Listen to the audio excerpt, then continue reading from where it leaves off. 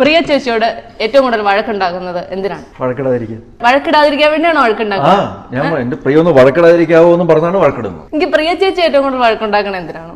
പ്രിയോടല്ലേ എന്നോട്. എന്നാലും ചേട്ടൻ അറിയായിരിക്കുമല്ലോ, ഒരു ഭർത്താവ് എന്നുള്ള നിലയ്ക്ക് മറുപടി പറഞ്ഞു. ഭർത്താവ് എന്ന നിലയ്ക്ക് മറുപടി പറയാൻ പറ്റില്ല. എന്നാലും ഭർത്താവിന്റെ റോളും കൂടെ ഉള്ള ആളാണല്ലോ. അതൊരു റോളല്ലല്ലോ, അത് യാഥാർത്ഥ്യമല്ലേ. അതല്ലേ, ജീവിതത്തിൽ ആദ്യമായിട്ടായിരിക്കും എന്നെ ഇങ്ങനെ അറുത്ത് മുറിക്കുന്ന ഇന്റർവ്യൂവിന് ഞാൻ തന്നെ ഇരുന്ന് കൊടുക്കുന്നത്.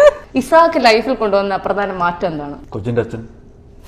അതിനു മുമ്പ് ചാക്കോച്ചനായിരുന്നു, ഇപ്പൊ കൊച്ചിന്റെ അച്ഛനായി. അതാണ് ജീവിതത്തിൽ കൊണ്ടുവന്ന പ്രധാന മാറ്റം. ശരി, സന്തോഷമായി ചേട്ടാ. അവരുണ്ടെങ്കിലും നന്നായിട്ട് എനിക്ക് മറുപടി തന്നിട്ട് എനിക്ക് സന്തോഷമായി. ഇസു മിക്കവാറും ചേട്ടനെ യേശുദാസ് ആക്കൂന്ന് പറയണ ഞാൻ കേട്ട്. അങ്ങനെയാണ് യേശുവിനെ പാടി കൊടുക്കുന്ന ഒരു പാട്ട് പാടാം. ഞാൻ സാധാരണ അവനെ ഇങ്ങനെ എടുത്ത് എങ്ങനെയാണ് താഴോട്ട് പാട്ട് പാടാം. അപ്പൊ വീണയെ അങ്ങനെ എടുത്ത് പാടണമെന്ന് പറഞ്ഞാൽ എന്നാലേ ഫീൽ വരുള്ളൂ. ഞാൻ ഇറങ്ങി ഓടി.